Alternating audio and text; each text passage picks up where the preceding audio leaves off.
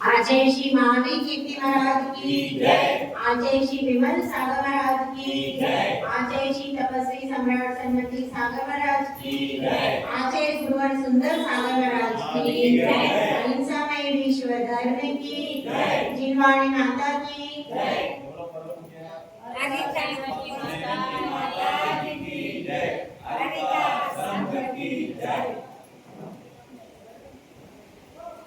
आत्मा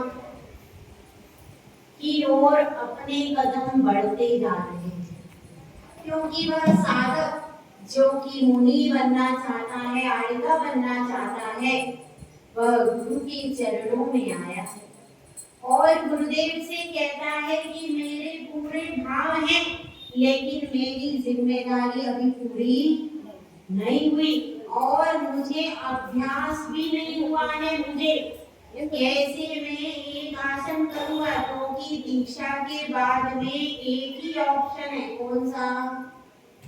एक आसन करने का ऑप्शन है। दूसरा ऑप्शन है क्या?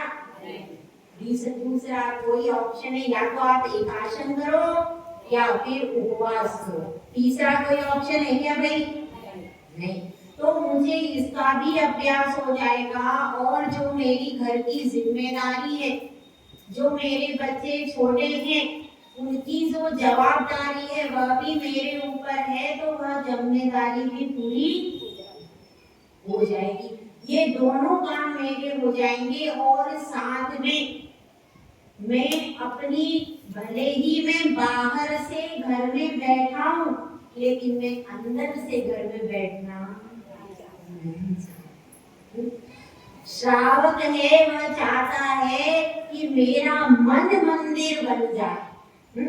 मेरे मन में, मन से वह चाहता है, हर सम्यक दृष्टि श्रावक क्या चाहता है? मेरा मन मंदिर बन जाए। मैं भले ही घर में रहूं, लेकिन मेरे मन में क्या रहे? मन में मंदिर रहे, मन में भगवान बस जाए। ऐसी भावना को लेकर के वह क्या करता है? तो गुरुदेव कहते हैं कोई बात नहीं, तुम अभी मुनि आर्यका नहीं बन पा रहे हो, तो अभी घर में भी रह करके पापों में संलग्न मत हो। अनुव्रत रूप चारित्र तो धारण करो। 12 व्रत का जो चारित्र है, कम से कम उसे तो धारण कर लो। ऐसा कौन कहता है? गुरुदेव कहते हैं। क्योंकि सर्वप्रथम तो उपदेश उत्कृष्ट मार्ग का देते हैं, लेकिन जब वह कहता है मेरी असमर्थता है, मेरे शरीर में कोई रोग है, अथवा मेरी जिम्मेदारी पूरी नहीं हुई और मेरे शरीर को अभ्यास ही नहीं है, उपवास एकासन कभी जिंदगी में नहीं किए और मैंने कभी सामायिक की ही नहीं, तो मुझे थोड़ा अभ्यास को होने दो। उसके लिए फिर वो क्या करता है? घर में ही रुक जाता है। अथवा माता पिता होते हैं, तो माता पिता कह रहे भाई अभी 1-2 साल रुक जाओ, ऐसी भी परिस्थिति होती है। तो उस परिस्थिति में भी व्यक्ति रुक जाता है। बहुत सी परिस्थिति होती है व्यक्ति, तो उन सारी परिस्थितियों में वह जब घर में रुक जाता है, तो उसकी परिस्थिति में वह घर में रुकता तो है, लेकिन उसका मन घर में रुकता नहीं। मन से वह यह सारे शिक्षा व्रतों में ही लगा रहता है, कभी सामायिक में लगा रहता है, कभी उपवास में लगा रहता है। पूरा प्रयास क्या करता है वो? कि धर्म ध्यान में ही अपना पूरा समय व्यतीत हो जाए, ऐसी स्थिति उसकी बनती है। तो यहाँ पर वर्णन चल रहा है प्रोषदोपवास का। प्रोषद मतलब क्या? एकाशन। और उपवास मतलब क्या? चारों प्रकार के आहार पानी का त्याग। और दोनों से मिलकर के बनता है क्या? प्रोषदोपवास। क्योंकि आगम में यदि जितने भी व्रत बताए, उनमें 2 ही चीजें बताई, या तो आप एकाशन करो या फिर उपवास करो। शाम को पानी दूध लो, शाम को फल लो या बीच में पानी पीते रहो, ऐसा विधान अपने आगम में नहीं आया। आया क्या? यहाँ पर दो ही विधान है, या तो आप इंकाशन करो, प्रोषण करो, अथवा उपवास करो। तपस्या के लिए दो ही रास्ते बताए हैं बस। आहार के त्याग करने के कितने मार्ग हैं? केवल दो। कौन से?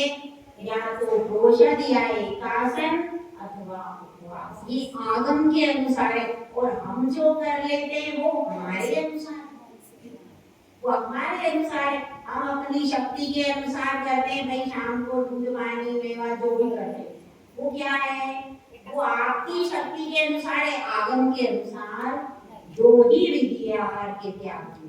ठीक है, तो अब प्रोषितोपवास व्रत के बारे में आपने समझ लिया, समझ में आ गया ना? अब उसके अतिचार कौन से होते? और एक बात और ध्यान रखना, कुछ लोग कहते हैं भाई हमने नियम ले लिया तो हमें दोष लग गया। तो भाई बच्चा आपके पास, छोटा बच्चा देखा आपने, छोटा बच्चा चलता है तभी गिरता है। अगर वह सोच ले मां नहीं मैं अपने बच्चे को नहीं चलाऊंगी, बच्चा गिर गया तो बच्चा कभी चलेगा? बच्चा कभी भी नहीं चलेगा। इसी तरह से हम तो पूरा प्रयास करें कि अपने को कोई दोष, फिर भी कभी बीमारी हो जाए, कभी विशेष परिस्थिति हो जाए, कोई अतिचार लग जाए तो उसका उपाय है। और हम तो व्रत ही नहीं लेंगे, व्रत लेंगे तो अतिचार लग गया तो आप क्या करोगे? तो आप कभी भी आगे बढ़ ही नहीं पाओगे। इसलिए अतिचारों के डर से नियम लेने की भावना नहीं बनाना अच्छी बात नहीं है। आप कदम उठाओ, शुरू में हो सकता है अतिचार लगे, बाद में धीरे धीरे जैसे जैसे परफेक्शन आ जाता है वैसे वैसे अतिचार भी खत्म हो जाता, फिर अपने नेचर में आ जाती है जो चीज। फिर क्या होता है, जैसे कि कोई आप डिश बनाते तो शुरू शुरू में वो अच्छी बन जाती है क्या? शुरू में अच्छी नहीं बनती, फिर धीरे धीरे आपका परफेक्शन होता जाता है तो फिर वो एकदम सही बनना चालू। ऐसा हर चीज में, जिंदगी में कोई भी पहले से सीख करके नहीं आता, चाहे स्कूल हो चाहे बाजार हो, कोई भी चीज हो, अपने अभ्यास से ही वस्तु आती है। इसीलिए अभ्यास करने से पीछे नहीं हटना। ठीक है, अब इसमें बता रहे प्रोषितोपवास व्रत के अतिचार है। पहला है ग्रहण। देखो अपन गाथा पढ़ लेते। ग्रहण विसर्गास्तरणान्य दृष्टमृष्टान्य नादरा स्मरणे यत् प्रोषितोपवास व्यतिलंघन पंचकम तदिदम्।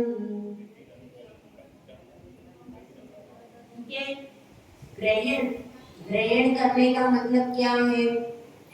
अब उपवास तो अच्छे से हो गया, दूसरे दिन उठे, अब दूसरे दिन उठे हैं, कई कपड़े अपने लेकर के स्नान के लिए जा रहे हैं, आंखें आदि मुद रही हैं, कहीं चींटी चढ़ी कपड़े पर, या बिछाने का आसन है, बिस्तर है, उस पर चींटियां आदि थी, अपन ने ध्यान ही नहीं किया, उसको ही ग्रहण कर लिया और लपेट करके ऐसा ही रख दिया। ये क्या है? ग्रहण मतलब कोई भी वस्तु अपन ने उठाई तो उसको देखना जरूरी है। शिथिलता आ गई है उपवास के कारण अथवा एकाशन के कारण, तो क्या कर रहे हैं? फिर अपन क्या करें? प्रमाद में आ गए और जीव राशि है कहीं पर तो उसका ध्यान नहीं रखा, ऐसा हो जाता है। इसलिए यहाँ पर कह रहे और ग्रहण कैसे करना? अब सुबह सुबह पूजा करनी है, उपवास के बाद पूजा करने जा रहे हैं, सामग्री ग्रहण करना है, चावल है, लौंग है, और उसमें हमने चावल उठा के रख लिए, डाल लिए और ध्यान ही नहीं रखा कि कैसा चावल है, शोध नहीं ढंग से, उसमें चीटी हो रही थी, उसमें नीली हो रही थी, कुछ भी ध्यान, तो क्या हो जाएगा, ये आपको अतिचार लग जाएगा। इसलिए ध्यान से उसको, भले ही आपने उपवास किया है लेकिन अगले दिन जो किया, क्योंकि उस अगले दिन शरीर शिथिल हो जाता है, उस समय पर अपनी शिथिलता के कारण हम व्यवस्थित देख शोध नहीं कर पाते, तो क्या हो जाता है, अपने को जीव हिंसा का दोष लग जाता है। तो ग्रहण करते समय चाहे आपने चावल लो, बादाम, फल, कुछ भी ग्रहण किया, फूल, कुछ भी सामग्री ग्रहण की, उठाई और उठा करके अपन कहाँ चले, मंदिर में चले, तो उठाते समय उसमें या तो नीचे छींटी थी या ऊपर छींटी थी, कुछ भी स्थिति थी, हमने अगर देख शोध के काम नहीं किया तो यह अतिचार ग्रहण करने के, ठीक है। और क्या है, विसर्ग, विसर्ग मतलब जो हम अशुद्ध वस्तु का विसर्जन करते हैं, मलमूत्र आदि का, उसके वो स्थान पर बहुत सारे जीव जंतु हो रहे थे और हमने विवेक ही नहीं किया और वहां पर क्या कर दिया, क्षेपण कर दिया। ये क्या है, विसर्ग। ये विसर्ग नामक दोष है। जो भी आपका थूकने के लिए जाते हैं, कहीं भी जाते, उस स्थान को शोधन करना जरूरी है। वहां पर यदि जीव जंतु की बहुलता हो रही है तो क्या हो जाएगा, आपको अतिचार लग जाएगा। और क्या होता है, और तीसरा है अदृष्ट भ्रष्टानी, बिना देखे शोधे ग्रहण करना। हर चीज आपको शोधन करके ग्रहण करना है। यदि बिना शोधे ग्रहण करोगे तो क्या होगा, अहिंसा वृद्धि नहीं करेगा, करेगा क्या। तो इसमें विशेष सावधानी रखना है।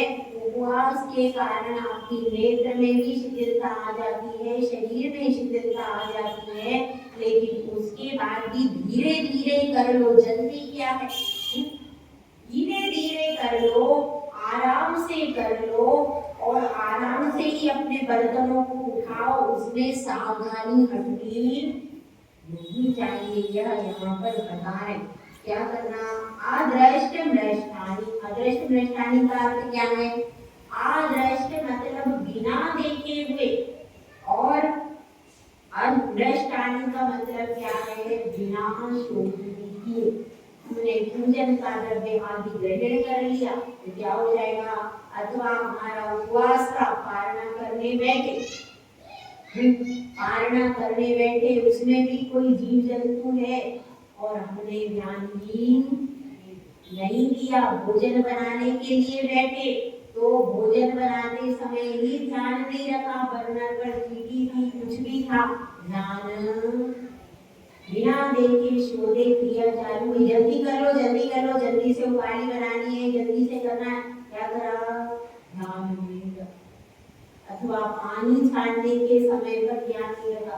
कई प्रकार के प्रकरण हो सकते हैं, क्योंकि अब हमको जल्दी हो रही, जल्दी से पाठना करना है, तो क्या कर दिया, जल्दी जल्दी में फिर ध्यान नहीं रखा, कहाँ बिलखानी का ध्यान नहीं रखा और भोजन का उपकरण का ध्यान नहीं रखा, पूजा की चीजों में शोधन का ध्यान नहीं रखा, अथवा बिस्तर आदि पर या जो आसन पर बैठते थे भोजन के लिए, उस आसन में कोई जीव जंतु था और हमने उसको शोधन भी नहीं किया, उसी आसन पर बैठ करके पारणा के लिए बैठ गए, वो जीव का मरण ऐसा। तो ऐसी बहुत सारी परिस्थितियां पड़ेंगी वस्तुओं को ग्रहण करने में और वस्तुओं को छोड़ने में। तो दोनों प्रकार की पूजा के बर्तन ग्रहण करके आए मंदिर से फटाफट और उठा करके सब चीजें ऐसे ही डाल दी जल्दी जल्दी में, और अपन चले कपड़े वगैरह मतलब अपने जल्दी से उठा करके जो अपने वस्त्र के मंदिर के अलग रहते हैं तो वस्त्र बदलने में ध्यान ही नहीं रखा, माँ जी की हो रही कुछ हो रही, फटाफट उठा करके वस्त्र अपने पटके इधर और नए वस्त्र पहने और अपने काम में चले गए। ऐसे बहुत से हो जाते, तो उसमें सावधानी रखने की जरूरत है। और अनादर, तीसरा कौन सा अंतर है? अतिचार, अनादर। अब क्या है, भूख लग रही है, भोजन की बहुत तेज भूख लग गई, तो अब क्या हो गया, अब अपने को कभी ऐसा भी होता है कि व्रत आज से व्रत कर लिया, वो की दिक्कत हो रही है, बहू भी नहीं है,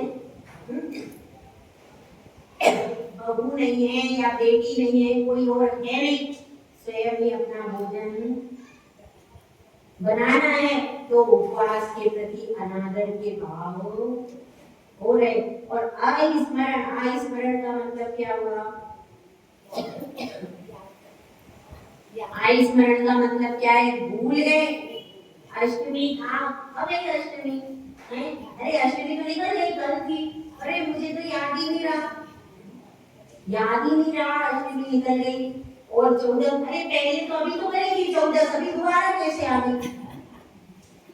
अष्टमी 14 तिथियां याद ही नहीं रही, और क्या हो गया, भूल ही गए। अथवा कहीं शादी में गए थे और भोजन करके अच्छे से डट के आ गए, क्या हुआ भाई, आज तो अष्टमी, अच्छा मुझे तो याद ही नहीं रहा, ऐसा कर लिया। तो भूल जाते हैं कि अष्टमी है 14 से, जबकि आपका उपवास है, व्रत है, तो अपने को याद रहना जरूरी है। तो अनादर कर लेते हैं कभी कभी उपवास का, अरे आज तो नहीं करेंगे, आज तो ऐसा हो रहा है, आज तो बाहर जाना है, आज तो ये काम करना है, आज अपन नहीं करेंगे, ऐसा भी कर लेंगे, बाद में करेंगे ऐसा। तो ऐसा है, अष्टमी का नौमी को कर लो। कब? जब आपकी तबीयत खराब है तब, ऐसा नहीं कि हमेशा। कोई विशेष परिस्थिति हो गई तो अष्टमी का नौमी को कर सकते अथवा सप्तमी को भी कर सकते, ऐसा कभी कभी, हमेशा के लिए नहीं, लेकिन कभी कभी कर सकते हैं, उसको ऐसा आगम में भी आता कभी कभी। लेकिन सर्वोत्तम क्या है कि अष्टमी और 14 को ही करो। वो तो क्या, आपकी तबीयत खराब ज्यादा हो गई अष्टमी के दिन, आपसे उठते ही नहीं बन रहा है, तो कोई बात नहीं, हम नवमी को ठीक हो गई, कोई बात नहीं, हम नवमी को एक आसन उस व्यक्ति के, ऐसा नहीं कि अपने शौक के लिए कि नहीं अभी तो आज तो हम बाहर घूमने जाएंगे, अष्टमी आज रविवार है हम कल करेंगे, ऐसा नहीं, शौक के लिए नहीं। जब शरीर की स्थिति ज्यादा ही खराब हो गई तो उस परिस्थिति में दवाई खाने से अपन आराम कर लो और अगले दिन कर लो, अथवा आपको लगता है कि भाई कल कोई विशेष कारण है तो सप्तमी को भी कर सकते, ठीक है। लेकिन ये राजमार्ग नहीं है, राजमार्ग क्या है? अष्टमी और 14, ठीक है। तो अब यहाँ पर बताया है कि ये सब क्या है, ये सारे अतिचार हैं, तो इन सारे अतिचारों को टाल करके प्रोषदोपवास को करना चाहिए, ठीक है। अब हम अंतिम बॉल पर आ गए हैं, अंतिम बॉल पे आ गए, मतलब शिक्षा व्रत में अंतिम आ गए। अंतिम कौन सा है? भैया व्रत। कितने शिक्षा व्रत होते हैं भाई बताओ, कौन कौन से? सामायिक, सामायिक ये तत्वान सूत्र के अनुसार है। और रत्नगण शावकाचार्य के अनुसार क्या है? देशावकाशी, सामायिक, प्रोषदोपवास एवं वैयाव्रत। यह चौथा शिक्षा व्रत कौन सा है? वैयाव्रत। इसको बहुत वास्ट पैमाने पे, बहुत विस्तार से आचार्य परमेश ने दिया है। इसमें करीब करीब 11 गाथा, 11 गाथाओं में बहुत सुंदर समझाया है वैयाव्रत। हम तो क्या समझते हैं वैयाव्रत मतलब हाथ पैर दबाना, क्या हुआ? संलेखना इसमें बाद में दिया है, उसमें भी दिया है। शिक्षा में तो ठीक है, तो अब इसमें बताया है वैयावृत्ति में बहुत ज्यादा चीजें दी है। इसमें शेष जितनी भी चीजें हैं सब वैयावृत्ति में रख दी। मतलब वैयावृत्ति केवल समझतेपन क्या है, हाथ पैर दबाना। दिन भर थक गई थी गाड़ी, शाम को हो गई आड़ी, और सेवा करने आए अनाड़ी, तो ठोक ठाक के कर गए गाड़ी पूरी, ठोक ठाक के कर गए खराब गाड़ी। तो ऐसी वैयावृत्ति अपने को करना चाहिए, करना चाहिए। ऐसी वैयावृत्ति नहीं करना है अपने को, तो ऐसे करना है कि गाड़ी जो आड़ी हो गई है वो एकदम सीधी चालू हो जाए, चलने लगे, ऐसा करना है। ठीक है, तो वैयावृत्ति मतलब क्या है? वैयावृत्ति का मतलब बहुत वास्ट है। सबसे पहले बता रहे हैं, अपन एक गाथा पढ़ते हैं, दानम वैयावृत्यम धर्माय तपोधनाय गुणनिधये अनपेक्षितोपचारो अप्रियमग्रहाय विभवेन। दानम वैयावृत्यम, दानम मतलब दान देना वैयावृत्ति के अंतर्गत आता है। क्यों आता है? क्योंकि आप साधु के हाथ पर एक ग्रास रखते हो, लेकिन आपने उसे एक ग्रास नहीं दिया, आपने उसे मोक्ष मार्ग दिया। ये कहाँ आया? ये आया है ग्रहण सार में, आचार्य कुंद कुंद स्वामी ने लिखा है सर उसमें कि आपने एक ग्रास नहीं दिया, उस एक ग्रास से वो कितने घंटे साधना करेंगे?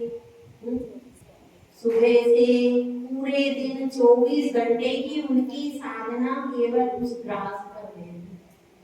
तो आपका वह ग्रास कितना महत्वपूर्ण है कि नहीं? उनके लिए बहुत महत्वपूर्ण है।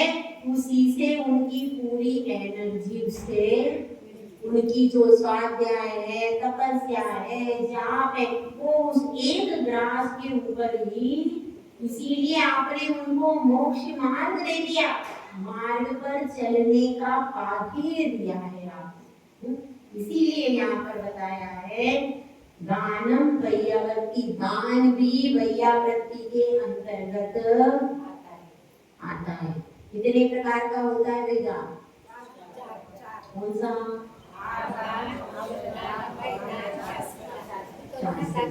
ठीक है, करुणादान इसमें नहीं आता, क्योंकि इसमें क्या दिया है? दानम वैयावृत्तम धर्माय तपोधनाय गुणनिधये। किसको देना चाहिए? धर्म के लिए। और तपोधनाय, जो तपोधन है, तो तपोधन मतलब कौन? साधु, साधु। और गुण निधि, जो गुण रूपी निधि जिनमें बढ़ी हुई है। और अनपेक्षितोपचारो, सबसे बड़ी बात क्या है? अपेक्षाएं करके नहीं, मैं दान दूंगा तो मुझे ये मिल जाएगा, ऐसी अपेक्षाएं नहीं करना। यदि हम अपेक्षा करके दान देते हैं तो उसका पूरा फल मिलता नहीं है, और बिना अपेक्षा के देते हैं तो उसका सहज गुना फल मिलता है। इसीलिए दान देते समय कभी भी अपेक्षाएं नहीं रखना, मैं यह दान दे रहा हूँ तो इससे मेरे घर में ये चीज हो जाए, मेरे बेटे की शादी हो जाए, मेरा ये कार्य हो जाए। दान देते समय ऐसी कंडीशन नहीं रखना, भगवान क्या और साधु क्या। अगर आप कंडीशन दे करके दान दोगे तो आपको जो फल मिलेगा वो भी कंडीशनली मिलेगा, वो पूरा मिलने वाला नहीं है। इसलिए अब क्या करना चाहिए? अनपेक्षितोपचारो, उसमें कोई अपेक्षा नहीं रखना है। बस हम इसलिए, अगर अपेक्षा रखनी है तो क्या अपेक्षा? धर्म की प्राप्ति के लिए। यह धर्म जो है, मुझे भी ये धर्म प्राप्त हो जाए, मैं भी मुनि बन जाऊं, मैं भी यारिका बन जाऊं, मैं भी मोक्ष मार्ग पर चलूं, ये अपेक्षा रखना चाहिए। संसार के विषय भोगों की, सांसारिक चीजों की अपेक्षाएं नहीं करना। किस चीज की अपेक्षा करना? किसी आपको दान दे रहा हूँ, मैं भी मुनि बन जाऊं, मैं भी मोक्ष में चला जाऊं, ऐसा आप आशीर्वाद दे दो, ये अपेक्षा हम कर सकते हैं। इसीलिए यहाँ पर लिखा है धर्म के लिए, जो कि धर्म के लिए दान देना। धर्म का अर्थ क्या है? रत्नत्रय धर्म है, 10 लक्षण धर्म है, जीवानम रक्षणम धर्मो, जीवों की रक्षा करना धर्म है। उस धर्म के लिए आप क्या करो? दान दे रहे। उस धर्म रत्नत्रय की मुझे प्राप्ति हो जाए, 10 लक्षण धर्म की मुझे प्राप्ति हो जाए, ऐसी भावना से यदि दान देते हो तो आपका दान देना सार्थक है। यह यहाँ पर कह रहे, उसमें किसी प्रकार की सांसारिक अपेक्षाएं नहीं रखना। धार्मिक अपेक्षा रख सकते हो, हम आपको दान दे रहे हैं, महाराज हमें स्वाध्याय कराना, बोल सकते, कोई इसमें गलत नहीं है। स्वाध्याय के लिए बोल सकते, महाराज आप सामायिक अच्छे से करना, बोल सकते। सामायिक आप करना, आप सामायिक करोगे तो उसका कितना हिस्सा मिलता है बताओ? छठवां हिस्सा जाता है किसके पास? जो आहार देता है, जो दान देता है, उसका घर बैठे उसको मिल जाता है, क्योंकि महाराज सामायिक कर रहे हैं, महाराज स्वाध्याय कर रहे हैं, प्रतिक्रमण कर रहे हैं, वो अपनी सारी मेहनत कौन करे? महाराज। और तुम बीच में से अपने आप ले लेते हो, हैं?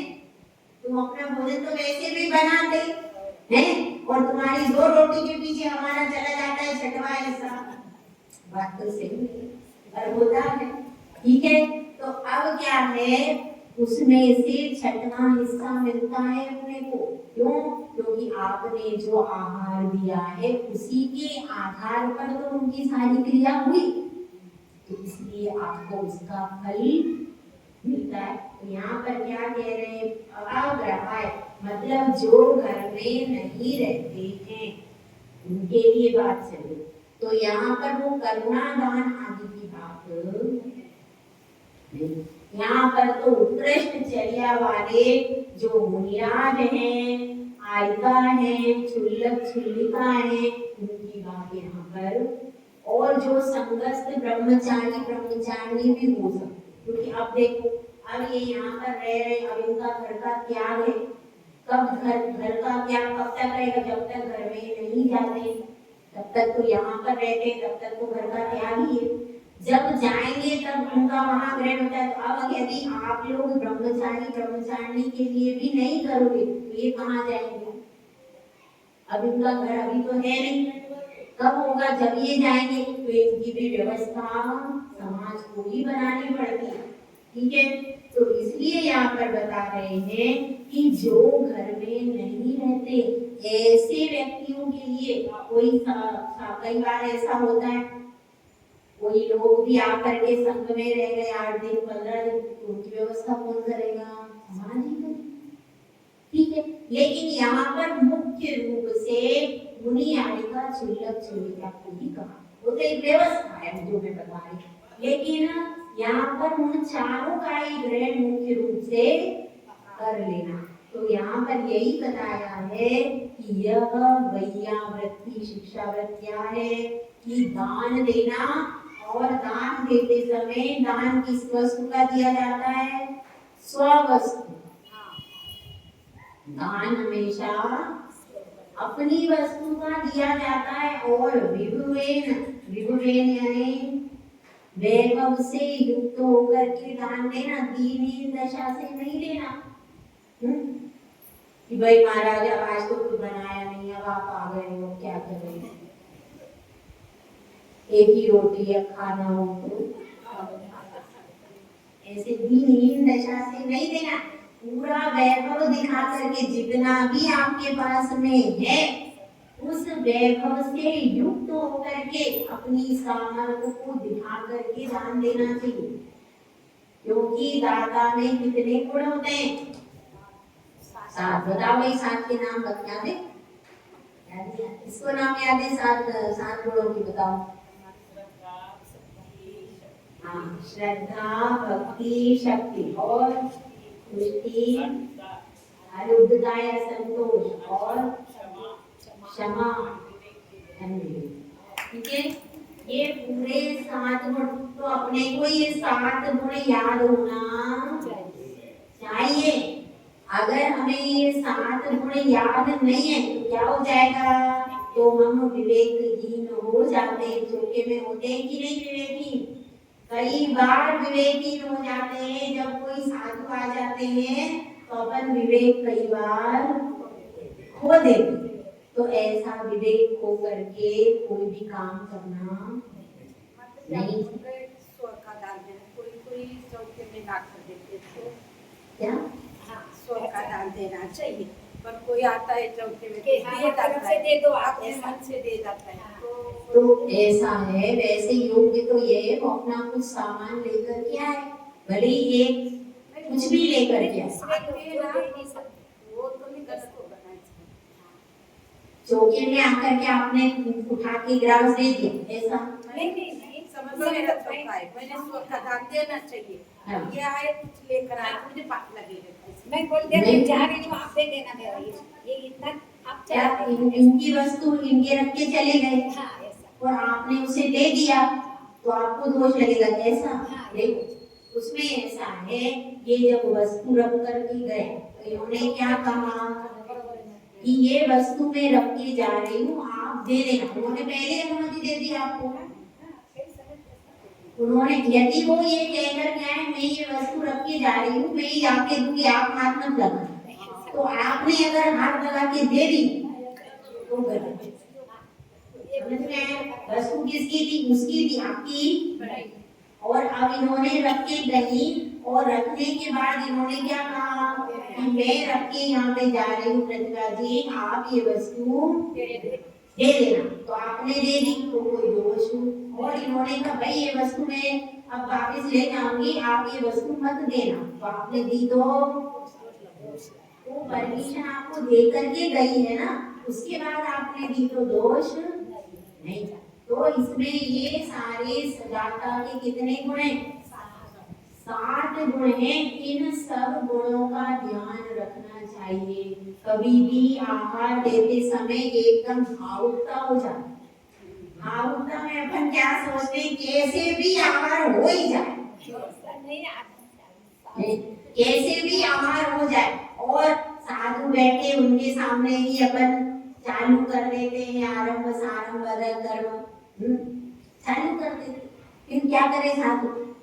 ले तो भी परेशानी, क्योंकि लेगा तो अदय कर्म का दोष लगता है, और नहीं लेता है तो फिर आप सुनो आपका सामान क्या हो। तो अदय कर्म नहीं करो। जो भी चीज आपको सुधारनी है, बनानी है, जो भी करनी है, सर्वोत्तम मार्ग क्या है? साधु के आने से पहले ही आप वस्तुओं को बना लो जो है। और अब आपके पास नहीं है तो कोई बात नहीं, जो आपके पास है वो तो साधु लेंगे, लेकिन टाइम पे आप बनाओगे। देखो दूसरे लोग भी देखते हैं, एक व्यक्ति से सारी क्या हो जाती है? सारी व्यवस्था बिगड़। इसीलिए विवेक रखो। कोई भी आप पहले व्यवस्था क्या है? साधु के सुनो, साधु के आने के पहले ही पूरी वस्तुएं आप तैयार करके रखो। ये व्यवस्था सही व्यवस्था, आगम की व्यवस्था। अब साधु आ गया फिर आप तुरंत के तुरंत चीजें बनाओ। हाँ, आप गरम उसको कर सकते हो, वो फिर भी एक बार वो भी योग्य नहीं है, पर फिर भी भाई सर्दी है, कोई व्यवस्था है तो मात्र। लेकिन आप तुरंत के तुरंत यदि पूरी वस्तु बनाते हो ए से जेड तक, तो ये क्या है? आपकी अकेले की मैं बता रही, ऐसा नहीं करना। कोई वस्तु, चाहे फलों की बात हो, फलों को भी ऐसा नहीं करना कि साधु का मुंह देख करके आप क्या करो? कल बनाओ। ऐसा नहीं करना। क्यों? इसमें दोष आपको भी लगेगा, तो आप अपने पुण्य में कमी क्यों करते? इतनी मेहनत से, इतने मुश्किल से अवसर आया है और साधु सब आगमनिष्ठ साधु हैं, तो उनको भी दोष लगाओ और आप भी उस दोष का भागी बन करके पुण्य कम कमाओ। ऐसा क्यों करो? जो भी वस्तु है पहले ही आपको बना लेनी चाहिए, पर ऐसा भी नहीं है कि 7 बजे से रोटी बना के रख दो, ये भी नहीं। समय पर जो वस्तु जितनी देर तक रह सकती है उसको वैसा ही उसी समय पर, एकदम बहुत पहले भी नहीं करना और बहुत बाद में तुरंत के तुरंत मुंह देख करके भी नहीं करना। दोनों समय, उसके थोड़े समय पर उसको विवेक पूर्वक कैसे करना है, विवेक पूर्वक उसको ऐसे कर लेना है कि आप टाइम पर सुधारो तो साधु को अदा कर्म का दोष न लगे। टाइम पर भी नहीं सुधारना है और बहुत पहले बना करके रख दी, अब वो पूरी ठंडी हो गई है, घी उसमें जम गया, ऐसा भी नहीं होना। तो ये सब किसके ऊपर? ये सब विवेक है। किसके? श्रावक के विवेक है कि वो किस तरह से साधु को भी निरंतर आहार हो जाए। और क्योंकि यदि साधु को अदा कर्म का दोष लगा, आपने तुरंत के तुरंत वहां पर सामान बनाए, तो क्या होगा? साधु को अदा कर्म का दोष लगा, तो आपके क्या, आपने भी चर्या में दोष लगाया, पाप किसके ऊपर गया? अगर साधु को पता चल गया तो यदि साधु समझदार होगा तो वो तो नहीं देगा, और अगर साधु को कदाचित पता नहीं चल पाया क्योंकि साधु को चोगे में 4 आंखें लगी रखनी पड़ी, तो वो 4 आंखों वाला तो इधर से उधर देख कर नहीं समझ पाया, तो फिर तो आपको दोष लग गया। इसलिए विवेक पूर्वक क्रियाओं को करना चाहिए। जय गुरु आचार्य सुंदर ठाकुर जी की जय।